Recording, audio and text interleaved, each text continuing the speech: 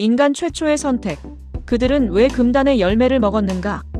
최초의 인간 아담과 하와가 살던 에덴 동산은 결핍이 없는 곳이었습니다. 노동의 고통도, 질병도, 죽음의 공포도 없었습니다. 자연은 인간에게 순종했고, 인간은 신과 직접 소통하는 최고의 명예를 누리고 있었습니다. 여기서 우리는 첫 번째 의문에 직면합니다. 신은 왜 굳이 동산 한가운데에 선악을 알게 하는 나무를 두셨을까요? 애초에 그런 나무를 만들지 않았다면 인간이 유혹에 빠질 일도 없지 않았을까요? 이 의문에 대해 신학자들은 자유의지라는 개념을 제시합니다. 신은 인간을 프로그래밍된 로봇으로 만들지 않았습니다. 진정한 사랑과 순종은 강요가 아닌 선택에서 나오기 때문입니다. 선악과는 인간이 신의 피조물이며 신의 주권을 인정하는지 확인하는 유일한 인격적 장치였습니다. 인간에게는 동산의 모든 것을 다스릴 무한한 자유가 주어졌습니다. 오직 한 가지, 선악과를 먹지 않는 것을 통해 자신이 창조주가 아닌 피조물임을 기억해야 했습니다. 즉, 선악과는 인간을 얽매는 사슬이 아니라 안전과 경계를 지켜주는 울타리였습니다. 아담과 하와 역시 이 규칙을 명확히 알고 있었습니다. 그렇다면 이 완벽한 균형은 어떻게 깨지기 시작했을까요?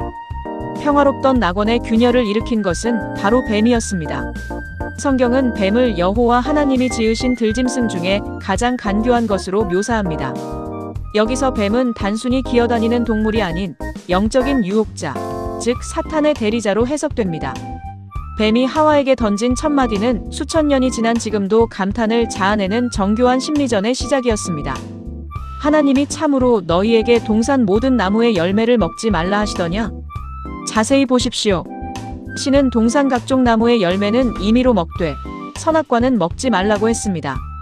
즉 99%를 허락하시고 1%를 금하신 것입니다. 그러나 뱀은 질문을 교묘하게 뒤틀어 모든 나무의 열매를 먹지 말라고 하셨냐? 라며 1%의 금지에 초점을 맞추게 만듭니다. 신을 모든 것을 아낌없이 주는 자에서 인간의 자유를 억압하는 까다로운 감시자로 왜곡한 것입니다. 이 질문을 받은 하와의 마음속에 미세한 흔들림이 생깁니다. 하와의 답변을 보면 그 증거가 나타납니다. 동산 나무의 열매를 우리가 먹을 수 있으나 동산 중앙에 있는 나무의 열매는 하나님의 말씀에 너희는 먹지도 말고 만지지도 말라 너희가 죽을까 하노라 하셨느니라. 하와는 신의 명령을 자신도 모르게 변형했습니다. 신은 만지지도 말라고 한 적이 없었습니다. 하와 스스로 금령을 더 무겁게 느끼며 억압으로 받아들이기 시작한 것입니다. 더 결정적인 것은 신이 분명히 반드시 죽으리라고 경고했음에도 하와는 죽을까 하노라, 즉 죽을지도 모른다며 심판의 확실성을 흐렸습니다. 뱀의 심리전이 완벽하게 통하는 순간이었습니다. 인류 역사상 가장 강력한 유혹의 문장입니다. 너희가 결코 죽지 아니하리라. 너희가 그것을 먹는 날에는 너희 눈이 밝아져 하나님과 같이 되어 선악을 알 줄 하나님이 아심이니라. 뱀은 하와에게 두 가지 거짓 청사진을 제시합니다. 첫째, 죄를 지어도 대가 죽음는 없을 것이다. 둘째, 이 열매를 먹으면 신의 간섭을 받는 피조물이 아니라 신과 동등한 존재가 될 수 있다. 이 유혹은 하와의 마음속에 숨어있던 가장 깊은 욕망을 건드렸습니다. 그것은 바로 독립과 주권이었습니다. 매일 신의 뜻을 묻고 순종하는 삶이 아니라 내가 내 인생의 주인이 되어 무엇이 옳고 그른지 스스로 결정하는 신이 되고 싶다는 욕망이었습니다. 뱀은 신이 인간을 사랑해서 선악과를 금한 것이 아니라 인간이 자신처럼 위대해지는 것을 질투해서 감추어둔 것처럼 이간질했습니다.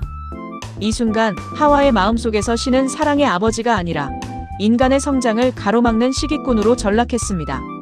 신뢰가 깨지자 금기는 더 이상 지킬 가치가 없는 속박이 되었습니다. 뱀의 말을 듣고 나자 하와의 눈에 비친 선악과는 이전의 선악과가 아니었습니다. 성경은 그 심리적 변화를 소름 돋을 정도로 정확하게 묘사합니다. 여자가 그 나무를 본즉 먹음직도 하고 보암직도 하고 지혜롭게 할 만큼 탐스럽기도 한 나무인지라. 그전까지는 신의 명령이라는 영적 기준으로 선악과를 보았기에 멀리할 수 있었습니다. 하지만 신뢰가 사라진 자리에 감각적 욕망이 들어섰습니다. 첫째, 먹음직도 하고 육체적인 욕망입니다. 당장 저 달콤한 열매를 맛보고 싶다는 충동입니다. 둘째, 보암직도 하고 시각적인 탐닉과 소유욕입니다. 주변의 다른 어떤 열매보다 아름답고 특별해 보였습니다. 셋째, 지혜롭게 할 만큼 탐스럽기도 한. 이것은 정신적, 영적 교만입니다. 남들보다 뛰어난 지혜를 얻어 신의 위치에 오르고 싶다는 이생의 자랑이었습니다. 이 세 가지 욕망이 결합했을 때 인간의 이성과 신앙은 무력하게 무너져 내렸습니다. 결국 하와는 손을 뻗어 그 열매를 따서 한 입 베어 물었습니다. 인류 최초의 범죄가 일어나는 순간이었습니다. 여기서 우리는 또 다른 중요한 인물, 아담을 주목해야 합니다. 많은 이들이 하와가 유혹에 빠진 과정만 기억하지만 성경은 짧고 강력한 한 구절로 아담의 범죄를 기록합니다. 자기와 함께 있는 남편에게도 주매 그도 먹은지라. 아담은 신에게 직접 선악과를 먹지 말라는 명령을 들었던 당사자였습니다. 하와가 뱀과 대화하고 유혹에 빠져들 때 성경은 아담이 자기와 함께 있었다고 기록합니다. 아담은 방관자였고 하와가 죄를 짓는 것을 묵인했습니다. 그렇다면 아담은 왜 하와가 준 열매를 거부하지 않고 먹었을까요? 여기에는 몇 가지 깊은 심리적, 관계적 이유가 있습니다. 첫째, 관계적 소외에 대한 공포입니다. 아담에게 하와는 내 뼈 중에 뼈요 살 중에 살인 유일한 동반자였습니다. 하와가 선악과를 먹고 신의 심판을 받아 죽거나 멀어진다면 아담은 다시 극한의 고독 속에 홀로 남겨지게 됩니다. 아담은 신을 선택하고 하와를 잃는 것보다 신을 배신하더라도 하와와 운명을 같이 하는 쪽을 선택한 것입니다. 창조주보다 피조물을 더 사랑한 우상 숭배의 시작이었습니다. 둘째, 책임의 회피와 군중 심리입니다. 하와가 먼저 먹었음에도 당장 아무런 일도 일어나지 않는 것을 보며 아담은 정말 죽지 않을지도 모른다는 안도감을 느꼈을 수 있습니다. 죄의 책임이 일종의 분산 효과를 일으킨 것입니다. 결국 아담은 주도적인 이성적 판단을 포기하고 하와의 행동에 동조해 열매를 받아 먹었습니다. 열매를 먹은 직후 에덴 동산의 불이 꺼지듯 어두워집니다. 아담과 하와가 서로의 벗은 몸을 보며 부끄러워하고 무화과 나무 잎으로 몸을 가린 채 숲속에 숨어 떠는 모습.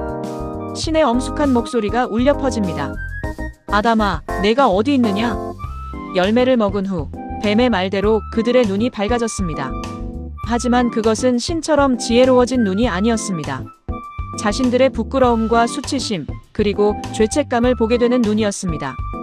그들은 영원한 생명을 잃었고 낙원에서 쫓겨났으며 노동과 해산의 고통, 그리고 결국에는 흙으로 돌아가야 하는 죽음의 운명을 맞이하게 되었습니다. 신처럼 되려던 인간이 오히려 가장 비참한 존재로 추락한 것입니다. 수천 년 전 에덴 동산의 이 이야기는 단순히 고대 신화나 종교적 교리에 머무르지 않습니다. 이것은 오늘을 살아가는 우리 모두의 이야기이기도 합니다. 우리는 지금도 매일 수많은 선택의 갈림길에 섭니다. 더 높은 곳에 오르기 위해, 내가 내 삶의 완벽한 주인이 되기 위해, 때로는 양심을 저버리고 규칙을 깨뜨리며 타인과의 신뢰를 저버리는 현대판 선악과를 바라봅니다. 내가 신처럼 되어 내 마음대로 살겠다는 욕망, 이 정도는 괜찮겠지라는 책임 회피, 그리고 눈앞의 이익에 가려진 치명적인 결과들. 아담과 하와가 금단의 열매를 먹은 이유는 바로 지금 우리 마음속에도 소용돌이치고 있는 그 인간적인 본성과 욕망 때문이 아니었을까요?